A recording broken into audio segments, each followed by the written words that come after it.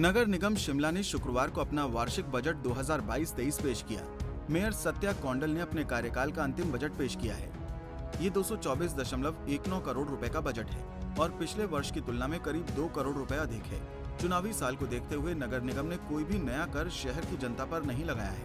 नगर निगम ने इस बजट में कोई नई योजना शुरू करने का भी ऐलान नहीं किया। इस बजट में भी पुरानी योजनाओं को शामिल किया गया है। पिछले 3 साल से शहर में ग्रीन टैक्स लगाने की घोषणा बजट में जा रही है और इस बार भी ग्रीन टैक्स को शामिल किया गया है। इसके अलावा प्रवेश द्वार और लैब खोलने की घोषणा भी इस बजट में दोहराई गई है। लोगों को नगर निगम के बजट से कूड़ा बिल माफ करने की उम्मीद थी, लेकिन नगर निगम ने किसी वर्ग को राहत नहीं दी है। बजट में शिमला शहर में बिजली की तारें भूमिगत की जाएंगी ताकि शहर में सौंदर्यीकरण हो सके। शिमला शहर में स्मार्ट प्रवेश द्वार बनाए जाएंगे। ग्रीन शुल्क की घोषणा फिर बजट में दोहराई गई। शिमला शहर में सीसीटीवी कैमरे लगेंगे। नगर निगम रजिस्ट्रेशन ऐप शुरू करेगा। डिजिटल लाइब्रेरी बनाई जाएगी। कर्मचारियों की सर्विस बुक ऑनलाइन रहेगी। नगर निगम में खाली पदों को जल्द भरा जाएगा। स्लॉटर हाउस का मॉडर्नाइजेशन करने का काम होगा। रानी झांसी पार्क में लैब जल्द शुरू होगी, जहां सारे टेस्ट की सुविधा दी जाएगी। आप देखिए, आज जो है 22-23 का जो बजट है वो जो प्रस्तुत किया गया है, ये लगभग 2224 करोड़ का बजट था। और ये जो बजट नगर निगम में रखा गया है, इससे पहले सभी पार्षदगण का इसमें जो है राय ली गई थी और सभी अपने जो है जो शिमला शहर की जो जनता है उनकी भी इसमें राय ली गई थी। और माननीय जो हमारे यहाँ के विधायक श्री सुरेश भारद्वाज जी है, उनकी भी राय ली गई थी। और जो हमारे अनुज जी है, विक्रमादित्य जी है, जो यहाँ के इस हाउस के मेंबर भी है, उनसे भी इस बजट की राय ली गई थी। और तो मैं समझूँ कि जो ये बजट हुआ है और ये बहुत ही अच्छा बजट शिमला शहर को दिया है। जो जो शिमला शहर की डिमांड थी और ये सारी डिमांडें जो है इस बजट में ली गई है। मैं तो सबसे पहले तो मैं जो केंद्रीय सरकार माननीय प्रधानमंत्री श्री नरेंद्र मोदी जी का और हिमाचल सरकार हमारी जो जयराम ठाकुर जी की सरकार है, उनका मैं बहुत बहुत धन्यवाद करना चाहती हूँ कि उन्होंने अमृत के तहत हमने हमारे को शिमला शहर के लिए पैसा दिया और उसके बाद जो स्मार्ट सिटी के लिए पैसा दिया। आज जितना भी शिमला शहर की जो भी डिमांडें थी वो अधिकतर 80% डिमांडें जो है स्मार्ट सिटी के अंतर्गत और स्मार्ट सिटी और अमृत के तहत जो है पूरी हो चुकी है।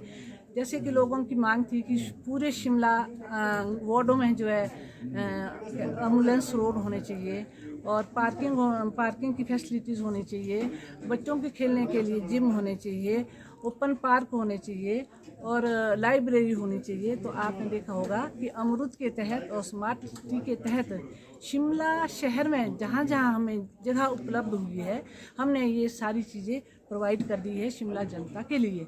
और इसके बावजूद कहीं भी अगर और हमारे पास प्रस्तावना आती है तो सबसे पहले हम जो है एम्बुलेंस रोड बनाएंगे और पार्किंग हम बनाएंगे और जो स्मार्ट सिटी के अंतर्गत जो है हम पार्क भी बनाएंगे। और जितनी भी डिमांडें जो हमारी जनता ने रखी है वो मैं समझती हूँ लगभग पूरी हो चुकी है। और मुझे तो बहुत खुशी होती है कि 40 साल के बाद जो एक डेवलपमेंट प्लान शिमला शहर के लिए माननीय अर्बन डेवलपमेंट मंत्री जी लाए हैं, जो आज तक कोई नहीं ला सकते। मैं उनके शिमला शहर की जनता की तरफ से और पूरे नगर निगम के सभी पार्षदगण की तरफ से उनका बहुत बहुत धन्यवाद करना चाहती हूँ। शहर की जनता ने जो जो डिमांडें रखी थी, चाहे उन्होंने लाइब्रेरी की रखी थी, चाहे उन्होंने उसकी पार्किंग की रखी, तो हमने पूरी करी है। और जिस तरह के आप बोलते हैं कि कोविड-19 के टाइम हमने जब सरकार को भी प्रस्ताव भेजा था कि कोविड-19 के टाइम जो दुकानें बंद रही थी उनको राहत मिलनी चाहिए। और इस मामले में माननीय मुख्यमंत्री जी से भी, अर्बन डेवलपमेंट मंत्री जी से भी बात की। उन्होंने कहा कि हम ज़रूर राहत देंगे। ये पूरा नगर निगम शिमला शहर की बात नहीं है, ये राहत जो है पूरे हिमाचल को मिलेगी। शिमला नगर निगम द्वारा पेश किए गए बजट को जहां भाजपा के पार्षद राहत वाला करार दे रहे हैं, वहीं कांग्रेस ने इस बजट को कट कॉपी पेस्ट और पुरानी योजनाओं को दोबारा से बजट में शामिल करने वाला बजट बताया है। कांग्रेस के पार्षदों ने बजट पर सवाल खड़े करते हुए कहा कि नगर निगम ने पार्षदों से बजट को लेकर प्राथमिकताएं मांगी थी, लेकिन उनमें से कोई भी प्राथमिकता बजट में शामिल नहीं की गई है। इसके अलावा शहर की जनता को इस बजट में कोई भी राहत नहीं दी गई। लोगों को कोरोना काल में कूड़े, पानी और बिजली के बिलों में राहत की उम्मीद थी, लेकिन किसी भी वर्ग को कोई भी राहत नहीं दी गई है। बिल्कुल डेफिनेटली पिछले वर्ष की भांति ये जो बजट भी है इसमें आम आदमी के लिए कुछ भी नहीं दिखाई दिया। और जो इन्होंने जिस तरह बता रही हैं वहाँ पर मैम ने जिसने बताया कि स्मार्ट सिटी का पैसा किस तरह हमने यूज़ किया, तो वो पैसे का यूज़ नहीं किया उन्होंने, अपना मिस यूज़ किया है उस पैसे का। क्योंकि अगर जो हम देखते हैं, अगर जो आप IGMC और संजौली का जो मार्ग है उस पर 25 करोड़ रुपए का लगभग लोहा लगा दिया गया, जिसका आम पब्लिक का जिसको कोई फ़ायदा नहीं है। जो रोड है वो अगर उसको चौड़ा किया जाता तो गाड़ियां भी वहां से क्रॉस करती और भी फायदे होते। लेकिन ये ऐसी कई बातें हैं, ये जो पैसा है अधिकतर जो पैसा है संजौली की तरफ यूज़ किया गया है, बाकी किसी भी वार्ड में इसको कोई किसी तरह का फ़ायदा नहीं मिला है। तो मुझे लगता है बिल्कुल आंकड़ों का माया जाल है और आम पब्लिक में इसलिए कुछ नहीं है, ना हेल्थ के लिए है। अगर आप देखें व्यापारियों की जो स्मार्ट सिटी के दौरान दुकानें बनाई गई हैं वो भी पैसे का दुरुपयोग किया गया है। बाजार के टॉयलेट्स को तोड़ के दोबारा बनाया जा रहा है, जो कि इसकी आवश्यकता नहीं थी। कहीं ना कहीं ये विज़न की कमी है। मुझे लगता है कि जब आप किसी बड़ी कुर्सी पे बैठते हैं तो आपको उसकी उतनी नॉलेज भी होनी चाहिए। और पिछले ही बजट का एक कट कॉपी पेस्ट है जो मुझे जी बिल्कुल डेफिनेटली कूड़े का ना केवल व्यापारियों के लिए, आम जनता को भी काफ़ी उम्मीदें थी। क्योंकि कोरोना के समय में चाहे व्यापारी था हर वक्त अपने घर पर बैठा और कूड़ा भी उतना नहीं निकला। लेकिन जब हमने यहाँ पे पिछली बार भी सरकार को माननीय हाउस में भी हमने अपना ये प्रश्न रखा था, तो उन्होंने ये कहा था कि आपकी मांग जो है सरकार के समक्ष रखी जाएगी। हमें काफ़ी उम्मीद थी कि बजट में इसको लेके कुछ ना कुछ किया जाएगा, ना कूड़े। इसके अधिक अगर बात करते हैं हम पानी की भी, पानी को अगर बेशक प्राइवेटाइज कर दिया गया, लेकिन जो इसका बोझ है आम जनता को, वो जो जवाबदेही है नगर निगम की है, क्योंकि 51% शेयर उसमें हमारा भी है। तो लोग पार्षदों को पकड़ते हैं, उस पर भी कुछ नहीं। अगर आप देखें पानी के बिल भी बहुत ज़्यादा आ रहे हैं और लोग इसमें भी काफ़ी परेशान हैं। तो ऐसी भी कोई भी बात जो जब जनता से जुड़ी हुई है उसमें इसमें कुछ भी नहीं लिया गया। मुझे लगता है बिल्कुल ये गुमराह किया गया है और इसका जवाब जो है आने वाले समय पब्लिक जो है चुनावों में देगी। निश्चित तौर पर इस सत्र का आखिरी बजट है और जिस तरह से आप कह रहे हैं कि बजट में विशेष क्या है, बजट हमेशा की तरह कट कॉपी पेस्ट का कमाल है। आप लोग भी पिछले सदन बैठक में भी उपलब्ध थे जब पिछले वर्ष बजट पेश किया गया था, उसमें भी जितनी सारी उपलब्धियां बताई गई थी या जो प्रस्तावना रखी गई वही वर्तमान बजट में भी फिर से कट कॉपी पेस्ट किया गया और कहीं भी कुछ भी नया करने का प्रयास नहीं, कहीं भी आप लोगों को राहत देने की दिशा में आगे नहीं बढ़ रहे। माननीय महापौर ने विगत जो बैठक थी लगभग कोई 5 से 6 महापौर, उसमें इन्होंने कहा था कि हम BPL वाले लोगों के लिए कूड़े के बिल माफ़ करेंगे। उस विषय में कोई चर्चा नहीं की गई।